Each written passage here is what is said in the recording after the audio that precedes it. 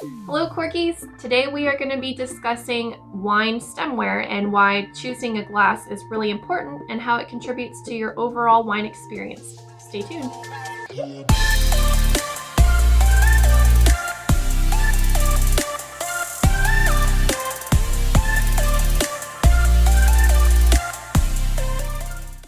Hello everybody, welcome back to corkandjava.com. I'm Billy and this is Bryn, and we all know you're supposed to get joy and fascination from even the little things in life that most people take for granted. So here at Cork and Java, we're here to expand and enrich your experience with all of your favorite beverages through coffee and wine and other beverage reviews and how-tos. So if that sounds interesting, consider hitting that subscribe button down below and that little bell so you're notified when our future videos come out. All right, so we're talking about glassware, stemware, wine glasses, all about that today. And make sure you stick to the end because we're going to be talking a little bit about beer glasses as well, maybe get into a little bit of cocktails. We'll see where we can riff on after talking about wine.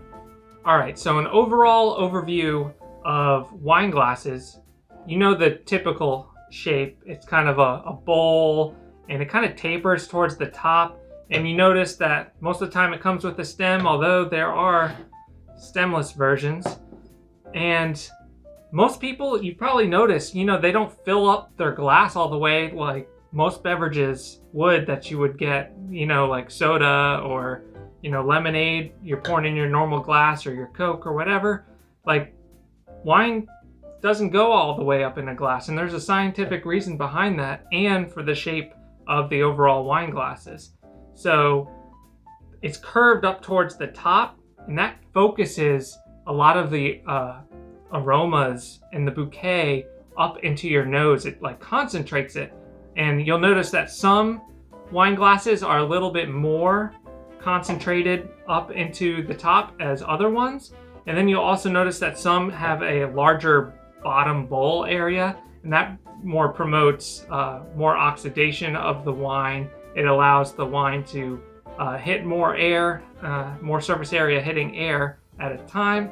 And the reason that people don't fill up their wine all the way is it gives room for that aroma basically to get incorporated into the glass. And as you're sniffing or tasting, your nose is in the glass and experiencing all those aromas while you sniff and while you drink, because most of taste is actually in your nose. And the reason that most wine glasses have a stem is you're supposed to actually hold the stem, and that is to keep from incorporating your own body heat into the glass itself. Although with a stemless option, those are usually for wines that maybe they're a little bit more bold and you don't mind incorporating a little bit of the heat from your hand into the drink, or maybe it's chilled a little bit lower than you would like it, and holding it is gonna warm it up a little bit. Or sometimes it's just personal preference. People like drinking out of that style of glass. But there's also different reasons and different wine shapes for the different varietals, and also between white wine and red wine. So shall we get into white wine glasses? Yeah, let's talk about white wine glasses. Okay, so white wines are typically served in smaller bowled glasses. Do you want to tell us why that is? Sure. So here's a little bit smaller bowl glass than this more red wine Bordeaux style glass. And there's a number of reasons why you'd want a smaller bowled glass. And one of the reasons is you'll be pouring less wine into it. And typically your white wines, you're going to want to be chilled. So while your wine is sitting over ice and you're enjoying your cup, you're going to refill it more, but that just means your wine is going to be staying at that cooler temperature longer. And also, since it's a smaller bowl, you're going to have your nose a lot closer to the wine than a typical big bowl red wine glass would. So that way you're getting more of those floral aromas and more delicate aromas that you'd get in white wines compared to a lot of reds that can typically be a little bit more bold than white wines. It also helps express a little bit of the acidity that is typically more incorporated into white wines and red wines. You'll notice though that more full-bodied white wines like heavily oaked Chardonnay, a Viognier, stuff of that nature, you could start going into a a little bit bigger bowl. But when you're in those delicate white wines that are very, I don't know how to say it other than delicate. Subtle. Yeah, subtle. The small bowl is definitely gonna help you out there, and you'll get the best white wine experience if you're looking for that. All right, Bren, how about red wines? What are we looking at there? So there are 3 main glasses that you can use for drinking red wine. The first is the large Bordeaux glasses. The second is a standard red wine glass. And then the third is an aroma collector for smaller. Yeah, and I'd say our one here, this is pretty much our go-to for a lot of our wines. It's kind of in between the standard wine glass and a large Bordeaux style glass. It's kind of a hybrid, and I'll leave a link down in the description where you can pick these up. They're, I think, the perfect just like everyday table wine glass. These are pretty much our go-tos for most of our wines. Unless it's like a very delicate white, we'll go down to a smaller wine glass. But this is kind of an in-between a large Bordeaux glass and a standard wine glass. So the advantage of a large Bordeaux glass is if you have a very bold wine, it gets you a little bit further away from the wine. And so a lot of like those ethanol kind of characteristics won't come through as heavily, but you will get a lot of the other structures, a lot of the tannins will come through great in those style of glasses. And the large glass also helps a lot of that oxidation to occur. It has a lot of surface area to the air to kind of smooth out the glass of wine and increase kind of the ethanol burn off. So you'll have a lot more of the wine aroma than you will have kind of that burn smell that you've ever gotten if you've packed up maybe a cheaper, strong red wine. And overall, the wider the top here, the smoother the wines taste. It's less of a punch as you're drinking that wine, because a lot of, like we mentioned, is the retro hailing of the aromas while you're drinking. You're experiencing it through your nose, and that's incorporating a lot of the taste that you're getting in the wine is through your nose, either through the back of your throat, or when you got your nose in the glass and you're drinking, you're also getting a lot of flavors through that. So the standard wine glass is basically a slightly smaller version of the large Bordeaux glass, and it's good for medium body to some full bodied wines like Zinfandels, Shiraz, or Shiraz if you're in Australia, and a lot of wines like that. It's basically the same concept as the Bordeaux glass, just scaled down a little bit for more medium bodies, maybe not quite as strong of a punch that you would for a large Bordeaux style glass. And lastly, the aroma collector glass. I don't have an example to show you, but I'll pull up a picture right here.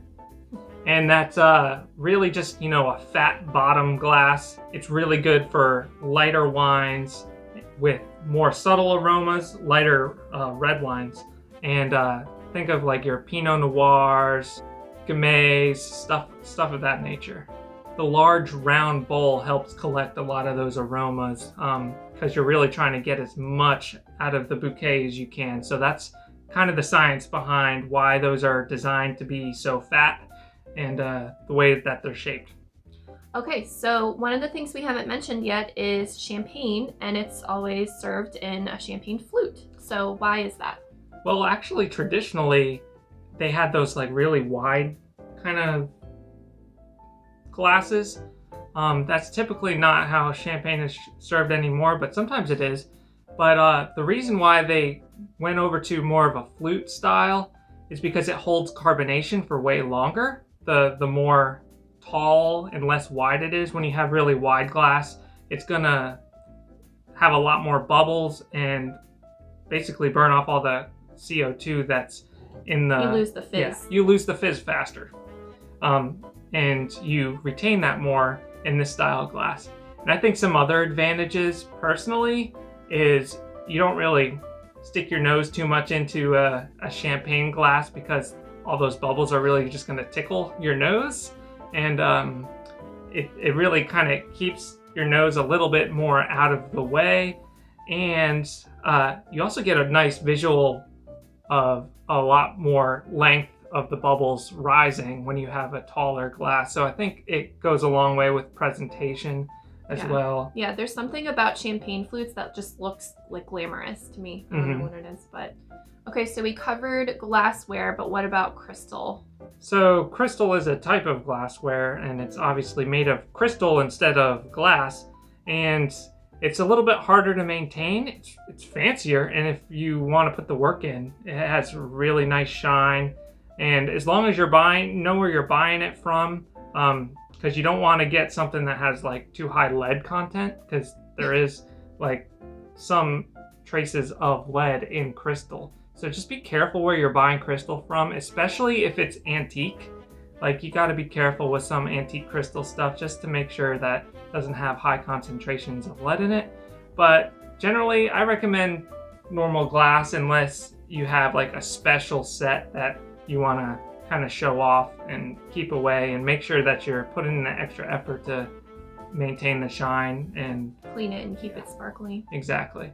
But yeah, this, like I said, it's a universal glass. We can use it for pretty much everything and get a good wine experience.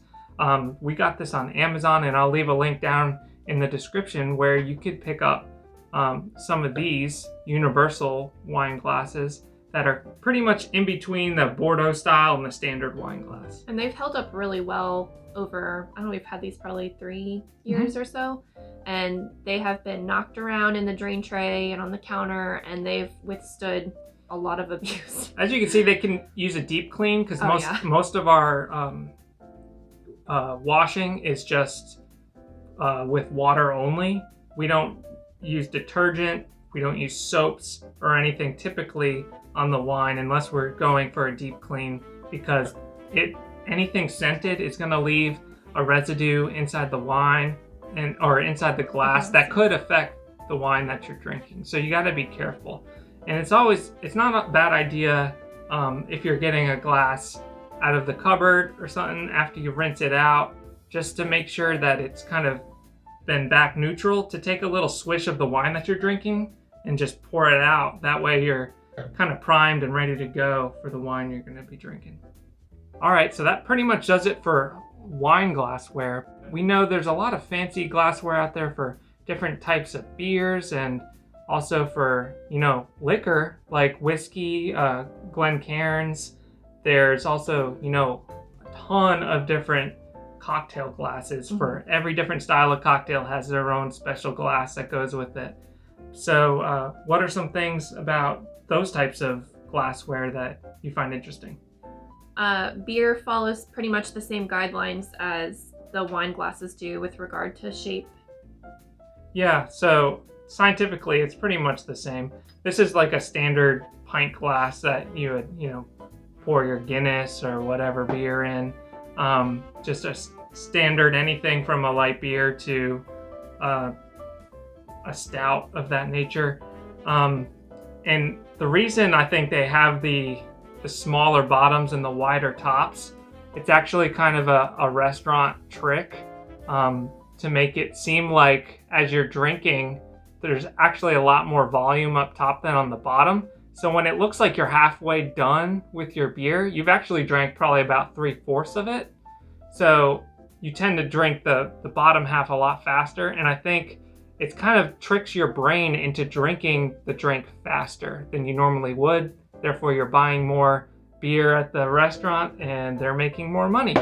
But also, you'll notice some beer glasses that are more goblet shaped and almost kind of like a fat white wine glass or something of that nature. And that's more for doubles, triple ales, and stronger alcoholic beers, stuff that's getting up to 10-12% alcohol by volume. They tend to serve those in kind of more those goblet shapes, and that's because there's a lot going on with the malt and hop aromas in those beers that really benefits from that shape of glass to give you similar experience that you would from wine. And that's why they call some of those wines or beers that they serve in those types of glasses barley wines, because they're actually made similar to to wine, but with the ingredients of beer with barley. Yeah, it's the same with cocktail glasses as well. The shape of it is, to enhance the smell and the flavor of whatever you're drinking. Yeah, and there's a lot of tradition that goes into cocktail glasses as well. You think of the classic martini glass, the margarita glass, just the standard highball, mimosas normally in a champagne flute because it features champagne. And there's a million different types of cocktail glasses for the millions of different cocktails that they have out there. And lastly, we want to mention the Glencairn, which is the typical drink of like whiskey. And that is shaped very similar to basically a mini wine glass. It's got a little bit of that convex shape pointing out, and it's perfect for concentrating the flavors of the whiskey to the nose with getting the minimal amount of the ethanol kind of burn that you might expect with a lot of high ABV drinks like whiskey. And also, yeah, it's scientifically designed to really give the best taste. And that's what I got to say about wine glasses and beer, except for, some of this beer stuff is really marketing gimmicks. But overall, wine glasses in general, it's really been years and years of refinement and design, and also tradition in some of the regions and with some of the styles that really brings the best tasting experience possible to the drinks that you love. So that's the reason why it's important to know a little bit about the stemware and really kind of practice some of those things. You can try a different wine or a single wine with a few different types of glasses and see for yourself what you can taste in the difference between those glasses with the exact same wine. Yeah, that would actually be a really interesting experiment to pour the same wine in different glasses and see, how the taste and smell is affected by the different shapes. Yeah, I've done it and it makes a big difference in a lot of cases. All right, leave a comment below with what your go-to wine glass style is. We'd love to know. Make sure that you guys find us online. We are on Facebook and Pinterest and Twitter. We are looking forward to seeing you guys online. So until next time, bottoms up.